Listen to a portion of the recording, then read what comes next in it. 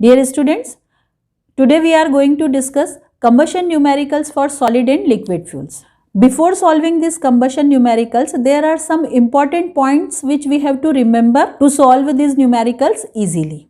So first let's discuss these points. So first point, substances always combine in definite proportion which are decided by the molecular masses of the reactants and products. जब भी हम combustion reaction देखते हैं तो वो combustion reaction definite proportion में होती है, जैसे यहाँ पर हमने लिखा C plus O2 gives CO2, तो ये फिक्स है 12 part carbon always combine with 32 part oxygen and produces 44 part carbon dioxide.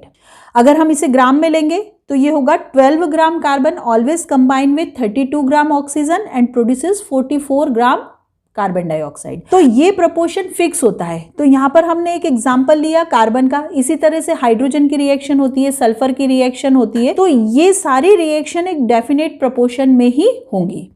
उसके बाद अगर हम किसी गैस के वॉल्यूम को मास में कन्वर्ट करना चाहते हैं या मास को वॉल्यूम में कन्वर्ट करना चाहते हैं, सो for this we have to remember that 22.4 liter of any gas at STP standard temperature pressure condition has a mass equal to its 1 mole or its molar mass। तो हमें ये हमेशा ध्यान रखना होगा कि STP पर किसी भी गैस का 22.4 लीटर अगर हम लेते हैं तो उसका मास उसके मोलर मास के बराबर होता है। जैसे हम CO2 का एग्जाम्पल लेते हैं, यहाँ पर CO2 का मोलर मास होता है 44, तो 22.4 लीटर अगर हम CO2 लेंगे STP पर तो इसका मास कितना होगा 44 ग्राम, क्योंकि 44 ग्राम इसका मोलर मास है। उसके बाद कंबशन न्यूमेरिकल्स में हमें ऑक्सीजन और एयर का वेट और वॉल्यूम कैलकुलेट करना होता है, क्योंकि कंबशन बेसिकली क्या है, ऑक्सीजन के साथ रिएक्शन, और ऑक्सीजन का सबसे इजीली अवेलेबल सोर्स हमारे पास एयर होता है, तो इसीलिए यहाँ पर हमें एयर का कंपोजिशन ध्यान रखना है। तो जब हम कंबशन न्यूमेरिकल्स की बात करते हैं तो बाय वेट एनालिसिस जब हम करते हैं तो एयर का कंपोजिशन में हम परसेंटेज ऑफ ऑक्सीजन लेते हैं 23% और नाइट्रोजन का कंपोजिशन हम बताते हैं 77%। तो अगर आपके पास 100 kg एयर होगी तो उसमें 23 kg आपको ऑक्सीजन मिलेगी और 77 kg आपको नाइट्रोजन मिलेगी। अगर आप बाय वॉल्यूम एनालिसिस कर रहे हैं तो 21% ऑक्सीजन मिलेगा और 79% नाइट्रोजन मिलेगा। तो सपोज करो हमने अगर 100 लीटर एयर लिया है तो उसमें 21 लीटर ऑक्सीजन मिलेगा और 79 लीटर हमें नाइट्रोजन मिलेगा। उसके बाद मॉलिक्यूलर मास ऑफ एयर और mean molecular weight of air is equal to 28.94 gram per mole होता है, हमें इसे याद रखना है। अब कंबशन के लिए ऑक्सीजन की रिक्वायरमेंट होती है, तो कंबशन न्यूमेरिकल्स में हमको ऑक्सीजन कैलकुलेट करने को दी जाती है।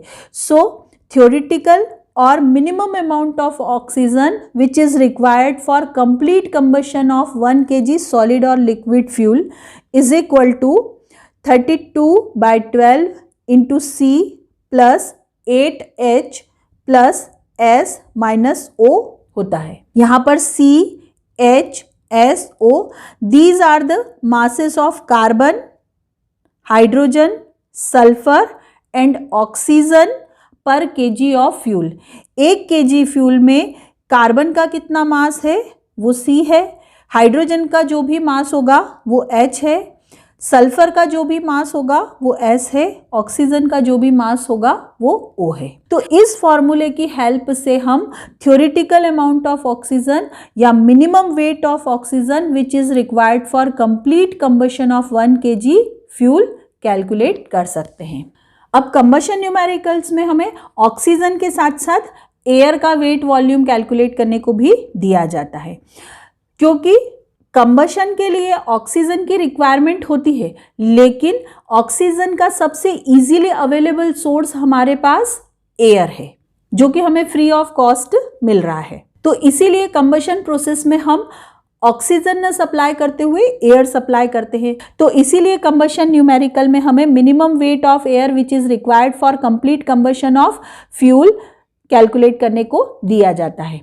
तो जब हमें minimum weight of air calculate करना है तो जो हमारा ऑक्सीजन कैलकुलेट करने का फॉर्मूला है उस फॉर्मूले में हमें 100/23 मल्टीप्लाई करना होता है, क्योंकि हमें ये पता है जब भी हमें 23 ग्राम ऑक्सीजन की रिक्वायरमेंट होगी then we have to supply 100 gram air, क्योंकि एयर में ऑक्सीजन का परसेंटेज बाय वेट 23 होता है।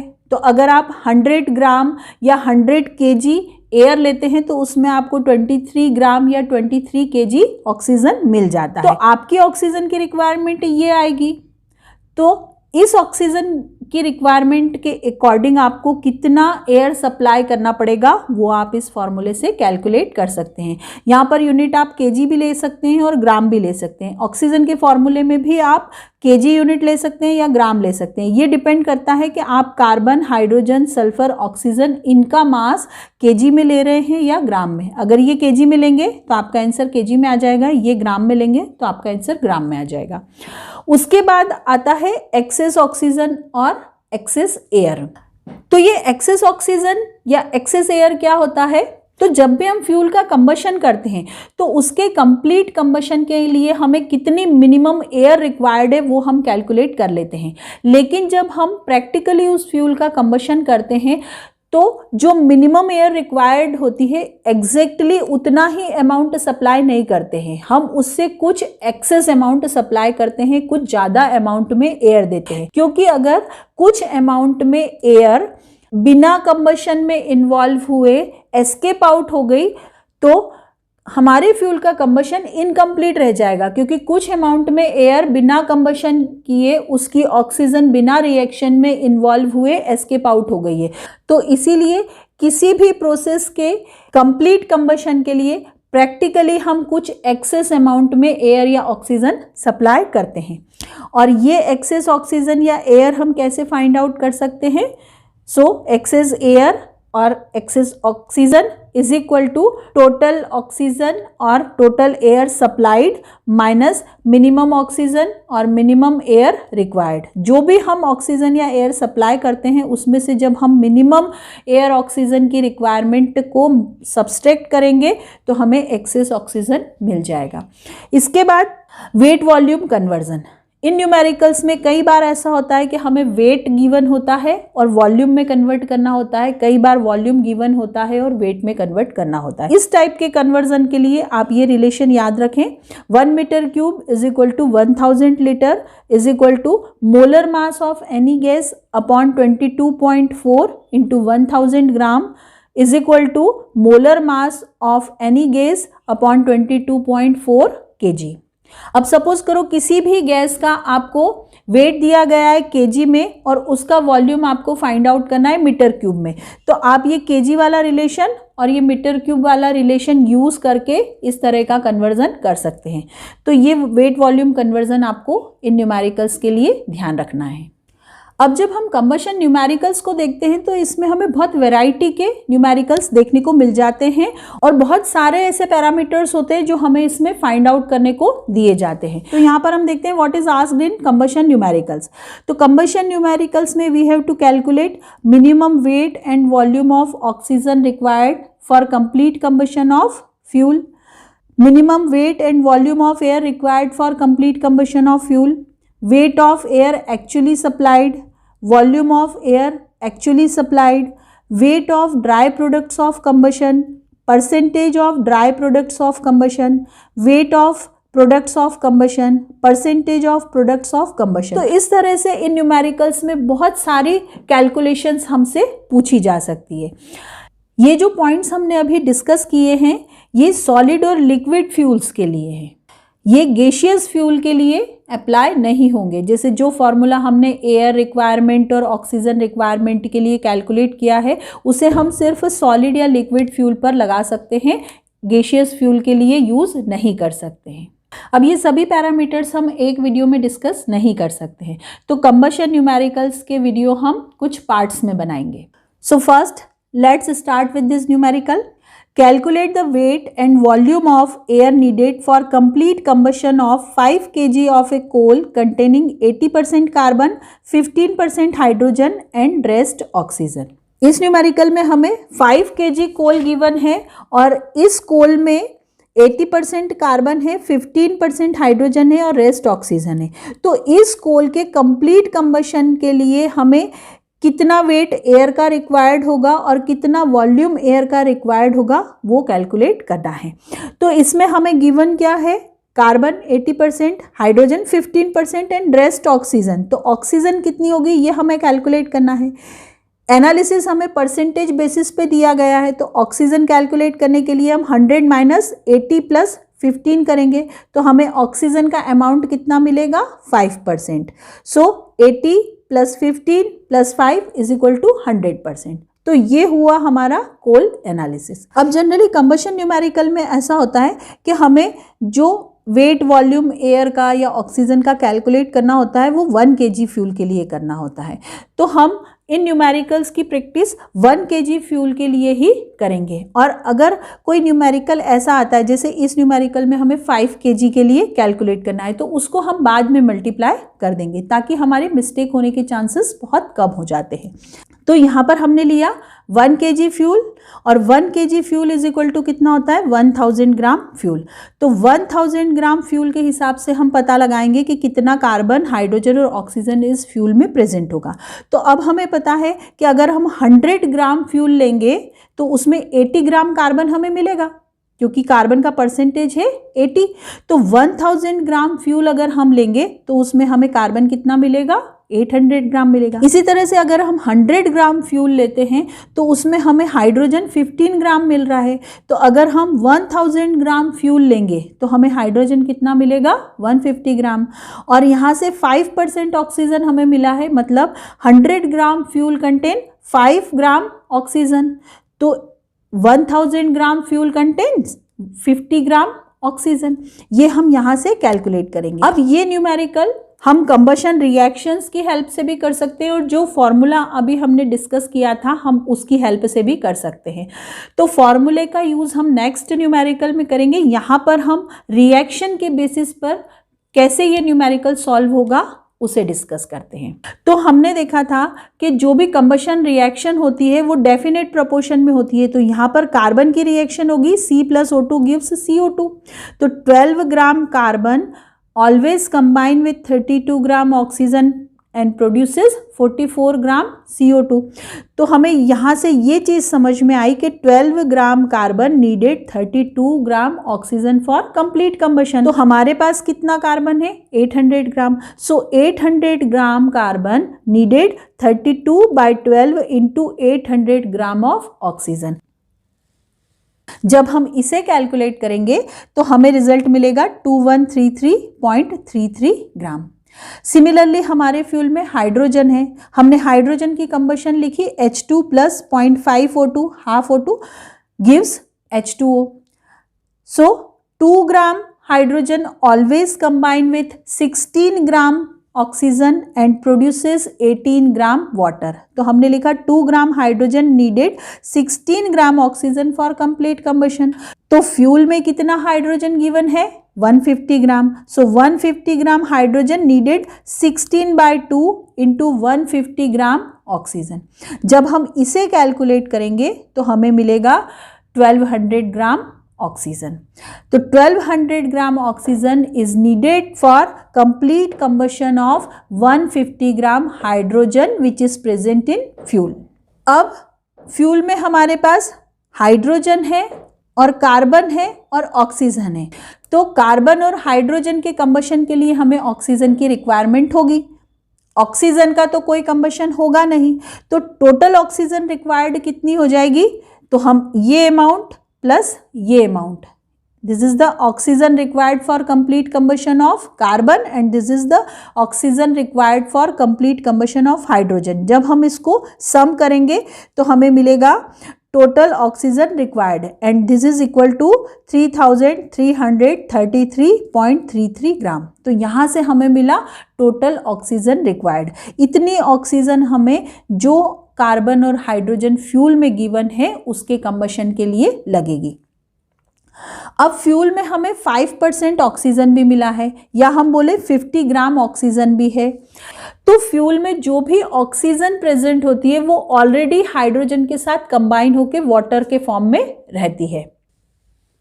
तो जितनी ऑक्सीजन फ्यूल में प्रेजेंट होती है उतनी ऑक्सीजन की रिक्वायरमेंट हमें कम हो जाती है, मतलब उतने अमाउंट में ऑक्सीजन हमें कम सप्लाई करना पड़ेगी, क्योंकि जो फ्यूल की ऑक्सीजन है वो भी रिएक्शन में इन्वॉल्व हो जाएगी और वो हाइड्रोजन के साथ रिएक्शन करके H2O बना लेगी। तो जो भी हमारी यहाँ पर टोटल ऑक्सीजन रिक्वायरमेंट आई है उसमें से हम जो भी फ्यूल में ऑक्सीजन प्रेजेंट होगी उसको माइनस करेंगे, क्योंकि इतनी ऑक्सीजन हमें कम सप्लाई करना पड़ेगी, क्योंकि ये वाली ऑक्सीजन भी रिएक्शन में इन्वॉल्व होगी। तो यहाँ पे हम 3333.33 में से 50 माइनस करेंगे, क्योंकि 50 ग्राम ऑक्सीजन हमारे फ्यूल में प्रेजेंट है। अब जब हम इसे माइनस करेंगे then we will get net oxygen required, तो ये हमें मिलेगी 3283.33 gram. So this is the minimum amount of oxygen which is required for complete combustion of given fuel. इतने अमाउंट में मिनिमम हमको ऑक्सीजन देना है जिससे हमारे फ्यूल का कंप्लीट कंबशन हो जाए। अब हमने ऑक्सीजन कैलकुलेट कर ली, अब इस ऑक्सीजन की हेल्प से हम एयर कैलकुलेट करेंगे। सो we can calculate weight of air required for complete combustion of 1 kg fuel। तो हमें ये पता है कि when we need 23 gram oxygen then we have to supply 100 gram air, क्योंकि by weight ऑक्सीजन का परसेंट एयर में 23 है। तो जब भी हमें 23 ग्राम ऑक्सीजन की रिक्वायरमेंट होती है हमें 100 ग्राम एयर सप्लाई करना पड़ेगी। अगर हम 100 ग्राम एयर सप्लाई करेंगे तो उसमें से हमें 23 ग्राम ऑक्सीजन मिल जाएगा। तो हमारी ऑक्सीजन की रिक्वायरमेंट कितनी आई है, हमने जो कैलकुलेट करी है वो है 3283.33 ग्राम। इतनी ऑक्सीजन हमें मिनिमम चाहिए। तो जब हमारी इतनी ऑक्सीजन की रिक्वायरमेंट है तो हमें कितना एयर सप्लाई करना पड़ेगा, तो ये हो जाएगा 100/23 इंटू 3283.33 ग्राम। तो जब हम इसे कैलकुलेट करेंगे तो हमें मिलेगा 14275.34 ग्राम। तो ये हमें मिला है minimum weight of air required for complete combustion of 1 kg fuel. अब हमें 5 kg फ्यूल न्यूमेरिकल में गिवन है तो हम इसे 5 से मल्टीप्लाई करेंगे। So for 5 kg fuel air required is 14275.34 into 5। जब हम इसे कैलकुलेट करेंगे तो हमें मिलेगा 71376.73 ग्राम। इस ग्राम को हम केजी में कन्वर्ट कर लेंगे, हम इसे 1000 से डिवाइड कर देंगे और हमें मिलेगा 71.376 kg।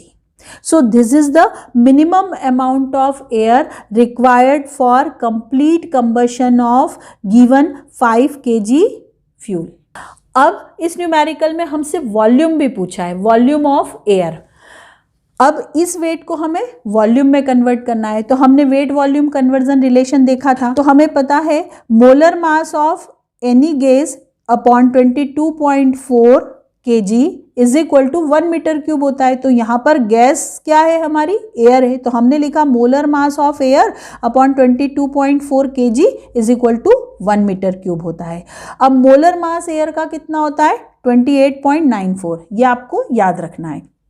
So molar mass of air is equal to 28.94 upon 22.4 kg is equal to 1 metre cube.